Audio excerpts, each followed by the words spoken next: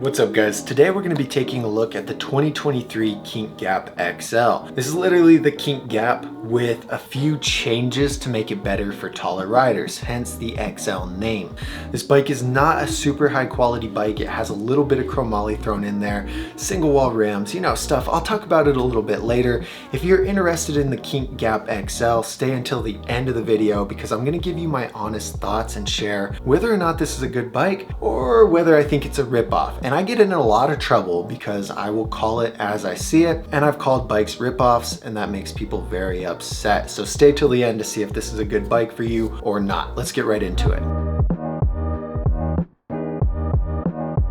The Kink Gap XL looks sick. I love this colorway, and I don't say that about very many kink bikes. There are 5 common questions that everyone asks me about the Kink Whip XL, and these common questions are: how much does it weigh? The Kink Gap XL is going to weigh 27.2 pounds. How much does it cost? Well, it's going to cost you $499. Is it upgradable? Can I upgrade it? Yeah, everything on the bike is fully customizable and fully upgradable. Does it come with any pegs or hub guards? What if I want to grind? Well, too bad. You can't grind on the Kink Gap XL. You've got to purchase the pegs and hub guards separately. Does it have brakes though? What if I need to stop? Yeah, the Kink Gap XL comes with Mission U brakes. They're just standard brakes. They're nothing crazy, but they do come with brakes. So let's talk about the size of the Kink Gap XL and the color options that it comes in. So the Kink Gap XL is available in a 21-inch top tube, and it comes in Aurora black and desert sand. If you're searching for a bike and you want me to find the perfect bike for you, I've made it really simple. All you need to do is request a free bike recommendation. This bike might not be the right bike for you, and it would suck for you to spend $500 on it and find out later that it's a terrible bike for you. So let me save you some money, save you some hassle. Click the link up here or in the description and request a free bike recommendation from yours truly. It takes me about a day, so please be patient. Let's talk about the sizing of the bike so that you can determine if it's a good fit for you based on your height. Like I said, the Kink Gap XL is for taller riders, so it comes in a 21-inch top tube. This 21-inch top tube makes it best for riders who are over 6 foot. If you're abnormally tall, like I'd say over 6'4", I would suggest maybe looking for a 21.25 or a 21.33. The Sunday Dark Wave comes in 21.25. The Sabrosa Tyro XXL comes in 21.33. The Fit Trail XXL comes in a 21.25. Those are like your only options if you're abnormally tall. If you're, you know, between 6 foot, 6'4", I'd say 21 inches is fine for you. There are 4 other geometries on the frame, and these geometries determine how the bike is going to suit your style and how the bike's going to handle. Some bikes are responsive, some bikes are mellow. The Kink Gap XL has a 75-degree head tube angle. It has a 9-inch standover height, 13.25-inch chainstay, and an 11.6-inch bottom bracket height. Overall, this is a pretty standard geometry bike. Like everything on the geometry is pretty standard across the board. The only thing that I would point out here is the 13.25-inch chainstay is technically on the longer end. Bikes are either coming with a 13.2-inch chainstay or a 12.75-inch chainstay, and so this one's on the longer end. It's going to give you more stability on the back end when picking up manuals and carving and things like that. The other geometries of the parts on the rest of the bike have the same effect. Understanding these parts are going to help you choose the perfect bike. The fork offset on the Kink Gap XL is 32 millimeters. The handlebars are 9.25 inches tall. This is a 1/4 of an inch taller than the normal Kink Gap, and the width is a question mark. We don't know how wide the Kink Gap XL handlebars are, but I'm gonna guess they're about 30 inches. The Kink Gap XL comes with a top load stem with a 32 millimeter rise, putting the bars 32 millimeters taller than the center of the stem. It also has a 50 millimeter reach, meaning from the forks to where the bars clamp on the stem is gonna be 50 millimeters. The gear ratio on the Kink Gap XL is 25:9. Everything's on the right side, meaning this bike is right-hand drive. The quality is going to determine how your bike will last and how it will hold up to certain levels of riding. It's best to get the highest quality bike that you can afford. The Kink Gap XL has a chromoly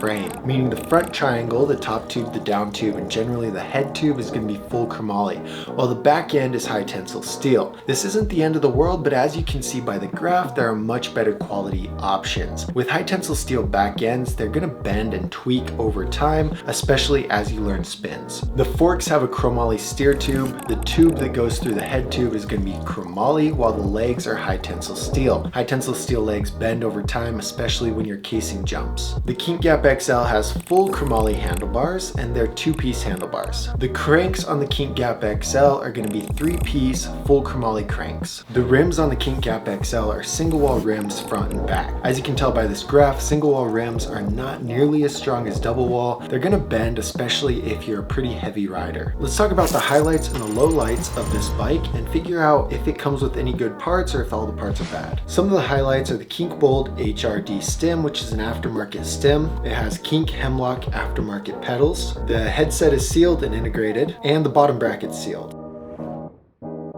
Some of the lowlights include the weak 410 chain, the low quality Kink Sever 2.4-inch tires, the fact that it doesn't come with any pegs or any hub guards, and the unsealed front hub is kind of a bummer. Now let's talk about how this bike scores in quality compared to the other bikes, and let's talk about the weight limit. The Dougsterbob app computes these scores, the quality, the weight limit, and all of these other things. It's free on the App Store and the Google Play Store if you want to download it and see exclusive specs and highlights about bikes that you can't find anywhere else on the internet. The Kink Gap scores a 3.6 out of 10 in quality, making it best for riders who are under 160 pounds. If you weigh over 160 pounds, you're gonna bend some of the parts on this bike, and the bike's just not gonna last very long. Certain bikes are gonna be better for certain types of riding. Let's talk about what type of riding the Kink Gap XL is best for. Remember, you can make upgrades and changes to the bike to make it better for your desired type of riding. In street, the Kink Gap scored a 2.22.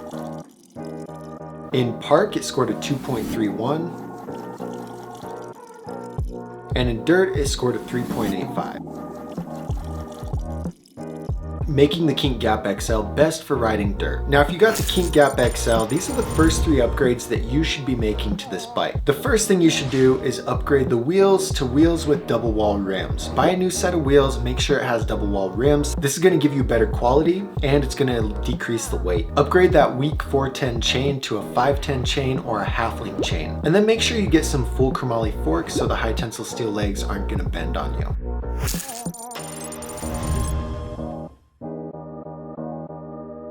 So very similar to the normal Kink Gap, I'm not going to recommend the Kink Gap XL to very many people. I'm probably going to recommend it to less people because if you're a taller rider who's the right size for this 21-inch top tube, you're generally going to be close to 160 pounds or over 160 pounds. The Kink Gap only scores a 3.6 in quality.